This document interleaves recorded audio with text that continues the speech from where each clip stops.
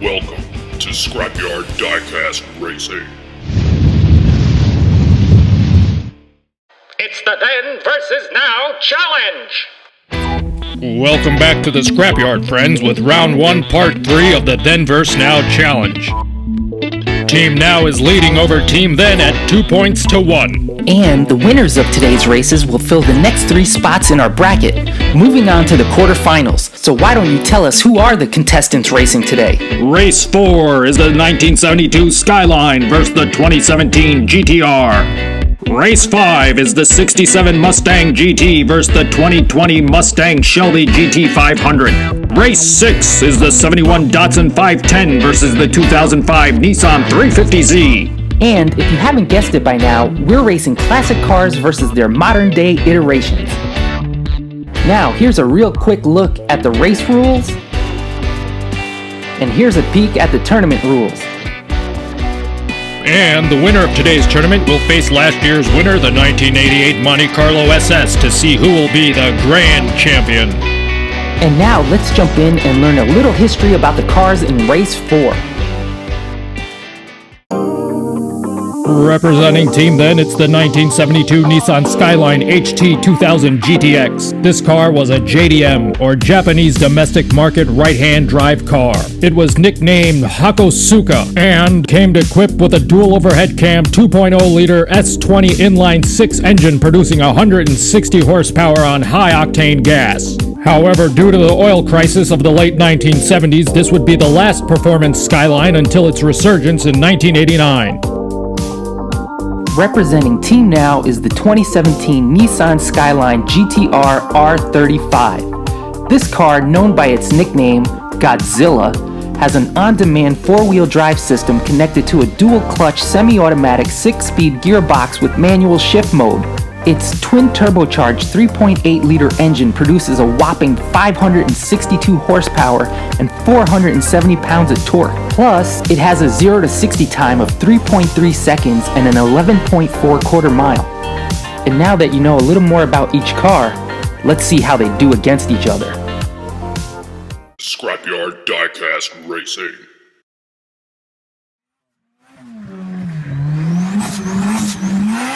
In lane 1, we have the Skyline HT 2000 GTX, and in lane 2, it's the GTR. 3, 2, 1, go! The GTR blocks. He's going backwards! GTR crosses the line. So awesome, I need to see it again. Scrapyard Diecast Racing. You can see that right off the line, the 2000 HT tries to play it safe and goes wide. Yeah, but once he sees the GTR coming in for the block, he tried to pull away from the wall to counter-block. But the GTR doubles down and blocks the 2000 HT hard. He doesn't just block, he blocks and then shifts into reverse and races backwards. Who is this driver? A stuntman? But the 2000 HT isn't fazed by the showboating. He just keeps the pedal to the floor and powers through straight as an arrow. But then, the GTR out-showboats his own showboat by blocking in reverse. And it's a block of race-ending proportions. Yes, that block was so hard to the wall, the 2000 HT's emergency engine cutoff kicks in and it's all over for him. From the finish line cam, you could see the GTR knocks that 2000 HT right into the edge of the last metal barrier. And those metal barriers ain't safety rocks because they're not going anywhere. To execute that block would take extreme precision, but you gotta remember, the GTR did it in reverse. He might be the best driver the Scrapyard has ever seen. Okay, relax, that was only Heat 1. Scrapyard Diecast Racing. Wow, that GTR put one spectacular win on the scoreboard. Hey, you know what? Since he put on one of the best backwards shows, I'm giving him a backwards checkmark as a bonus. Scrapyard Diecast Racing. I don't want to waste any time. Let's just get right into it. The officials have cleared the track. In lane 1, we have the GTR, and in lane 2, it's the Skyline HT 2000 GTX. 3, 2, 1, go! They're neck and neck. GTR drifts. No, it's a drift and block. Wow, he's the best. Replay. Scrapyard Diecast Racing. You can see they pull off the line evenly. Yeah, who cares? Show him what the GTR did at the end. I don't believe it. He's the best. The best. Look at that GTR power drift. Into the HT 2000 GTX, causing the GTR to straighten out and sending the 2000 into the opposite side of the track's edge of the metal barrier. I'm calling it right here, right now. The GTR is the most precise driver the Scrapyard has ever seen. He's completely toying with the 2000. It's still very early in the tournament, and we all know what happens to that showboating rabbit in the story of the tortoise and the hare. Well, I'm sure last year's winner in the 1988 Monte Carlo will be watching this GTR very, very closely. Scrapyard Diecast Racing. Well, after that last race, the GTR has secured his spot in the quarterfinals. And can I get a normal check mark back, please? We're trying to run a professional racing channel here. This is a junkyard, not a circus. Thank you. Scrapyard Diecast Racing. Even though the GTR has secured his spot in the quarterfinals, we're still having Heat 3 to give the HT a chance to put at least one win on the scorecard. I can't wait to see what happens. Now that the pressure of winning is off, the GTR can really put on a show. This is going to be amazing. Having already won the race, the GTR gets to pick his lane, and he chose to keep things the same as the last heat, and he'll be back in lane 1. 3, 2, 1, go! The HT goes for the pit. What? Did you see that? Imagine. How did he do that? Replay. Please, a little decorum. We have a driver still on the track. Let's check on him first. Well, now I know, and knowing is half of something or other. Now you know what, Wild Bob? I spent the whole race trying to figure out what the HT stood for, and after seeing how this fella drives, I know it stands for head trauma. Bill, please, a little decorum. Stop calling me Bill. It's Bob. Wild Bob. Scrapyard Diecast Racing. Go ahead. I know I'm not going to get a word in edgewise anyway. Really? Okay, awesome. The GTR pulls out with the lead. The HT tries to pull a pit maneuver to get the GTR to spin. But right at the transition of the downhill, somehow like magic, the GTR causes his car to bounce. Yes, bounce. And the HT goes under the GTR and completely misses his attempt at the pit maneuver, causing himself to flip. Then the GTR rips down the track so fast he knocks down a tree after the finish line as he blows past it. Now I know why they call this car Godzilla. It is a monster. Scrapyard Diecast Racing. And with that win, the GTR put in 3 wins. Ooh, let me do this part too. Fine. I'm telling you, he's like And a with child that with win, a the new GTR toy. dominated Or this like a race child and with a bag completely full of shut toys. out and shot down any hopes the HT 2000 had. He easily moves past to the quarterfinal round. And he scores another point for Team Now, further securing their lead. Representing Team Then, it's the 1967 Mustang GT. The 1967 Mustang body was redesigned and different from the previous 2 years. The car got longer, heavier, and wider. The GT was a special options package that offered a 271 horsepower, 289 cubic inch high-powered V8. It also came equipped with power front disc brakes, grille-mounted fog lights, and a dual exhaust system with quad outlets. Representing Team Now is the 2020 Ford Mustang Shelby GT 500. It's powered by a hulking 5.2-liter supercharged V8, cranking out over 760 horsepower and almost 625 pounds of torque, and all that brings in consistent quarter miles in the low 11 seconds. This car is so powerful, it's less Mustang and more Clydesdale. Scrapyard Diecast Racing. It looks like the officials have cleared the track. This race is a go. In lane 1, it's the 1967 Mustang GT, and in lane 2, it's the Shelby GT 500. 3, 2, 1, go! They touch. The 67 loses it, The Shelby hits. but crosses the line. Scrapyard Diecast Racing. You can see they lead the line evenly. but they have the slightest collision in the middle of the downhill.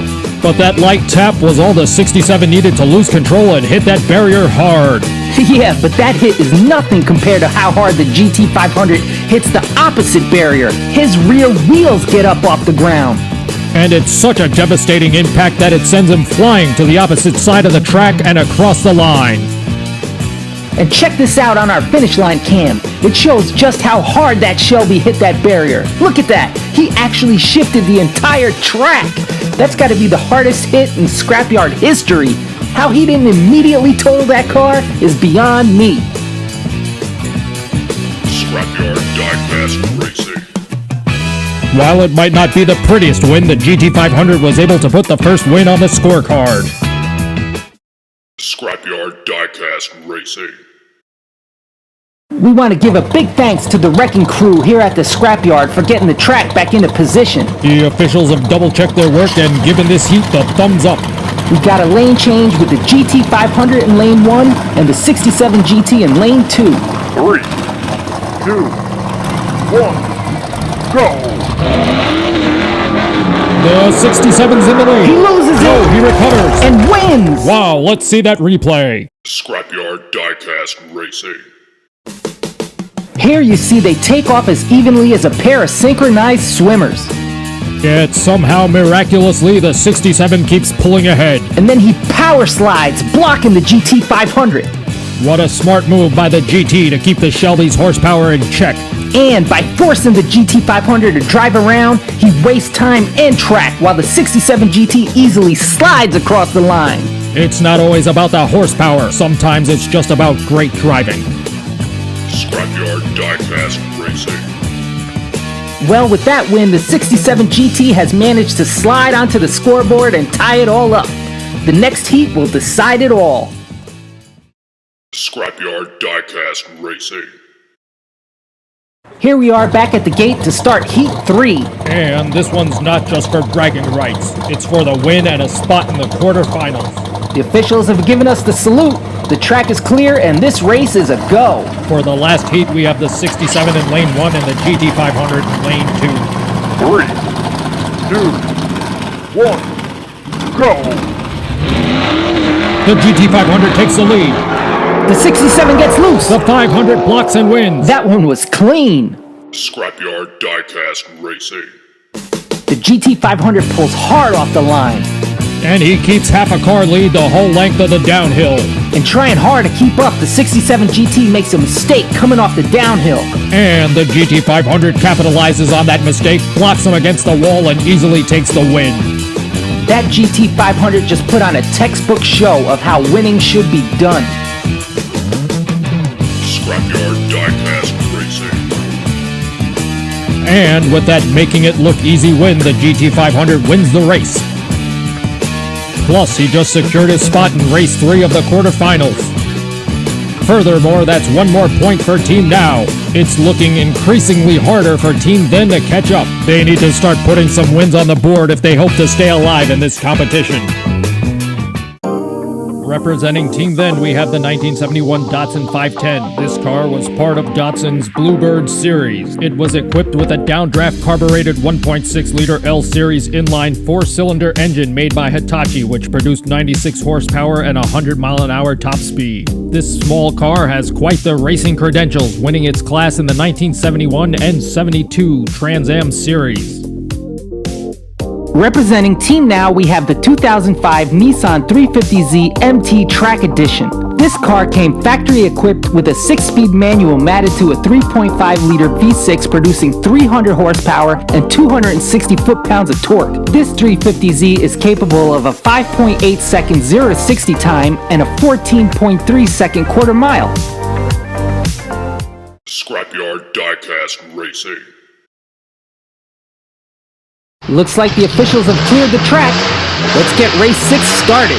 In lane 1, it's the 1971 Datsun 510, and in lane 2, it's the 2005 Nissan 350Z. 3, 2, 1, go! The 350Z blocks. 510 is into the wall. He stalls out. The 350Z wins. Scrapyard Diecast Racing. You can see the 350Z immediately using that extra horsepower to block the 510 into the wall. The 510 uses the pit maneuver to get the 350Z to spin. And spin it does, but he reverses it and sends the 510 into the opposite wall. And the 510 goes into the wall, brutally. The impact actually sends him spinning backwards. It causes him to stall out instantly, but he still manages to park his car against the opposite barrier. That was a lot of car control under pressure. Meanwhile, the 350Z is able to correct himself, cross the line, and straighten himself out with the help of those safety rocks. Again with those safety rocks. They worked, didn't they? Scrapyard Diecast Racing. Anyway, safety rocks aside or not, the 350Z was able to skid across the line and score the first win in race 6.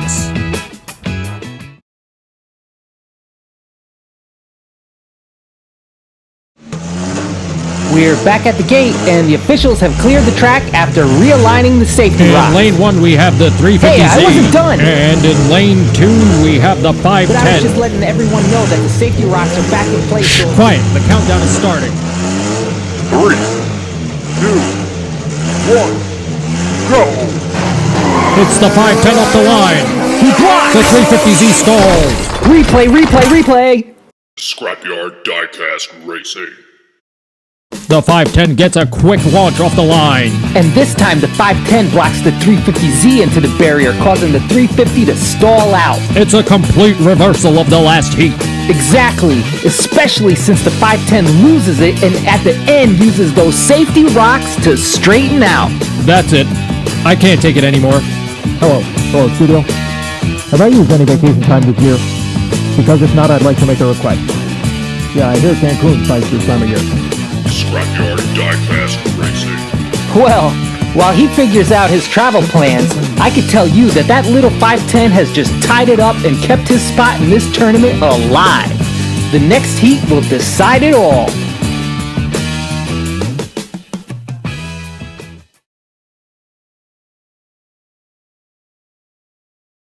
We are back at the gate where the officials have cleared the track for the final heat of the day. Safety rocks double save. Don't even start. Fine. And lane 1 is the 510. Lane 2 is the 350Z. And at the end of the track, keeping things safe are the safety rocks. What did I just say? 3, 2, 1, go! The 350 blocks. The 510 is into the wall. What was that? Was that a 720 across the line? And did you just see what saved him? It was the safety rocks. Safety rocks. It was the safety rocks. Shh. Let's just get to the replay. Scrapyard Diecast Racing. Looking here at the replay, you can see it was actually the 510 that tried for the block first. But the 350Z reverses it, and the 510 loses it at the transition. And the 510 driver works hard to keep that car from flipping. What great car control. What an incredible save. You bet that was close. I even saw Wild Bob start running towards his copter. But while the 350Z's block was race-ending for the 510, it was far from perfect because he lost control of his car as well. He managed to do 2 complete spins as he crossed the line. He must have been so dizzy. But the safety rocks were there to save the day. Hey, I wanted to say that. Trust me, I know. Scrapyard Diecast Racing. Well, then I'm reading the scorecard. At the end of the day, the 350Z won the heat and the race, but no one worked harder than those safety rocks. That's it, you're done. Along with his win, the 350Z just secured his place in race 4 of the quarterfinals. And looking over the team score, it seems like Team Then had a really rough day and is trailing Team Now 1 point to 5. Can Team Then even catch up at this point? They started off strong when the 61 Impala sent the 96 Impala to the big parking lot in the sky. But their team hasn't won a race since. Well, Team Then has 2 races left to make a big comeback. Wow, those were 3 great races. Each one was so wild and so different. Don't forget, we still have 2 more races to finish off round 1. Oh, I haven't forgotten. Those races will determine the final 2 spots in the quarterfinal round. And with Team Now ahead by such a huge margin, team then really needs a win. So why don't you tell us exactly who's racing who the next time we meet? Race 7 is the 69 Camaro SS versus the 2017 Camaro ZL1. And our last race in round 1 is the 71 Ford Maverick versus the 2016 Ford Focus RS. I hope you'll join us again back here at the Scrapyard to finish up round 1. But until then, Thank you all for watching. If you haven't done so, give us a like. And please subscribe to the Scrapyard so you never miss a race. And follow us on Instagram and Facebook for even more Scrapyard Diecast racing action. So please join us next time for the next installment of The Then versus Now Challenge!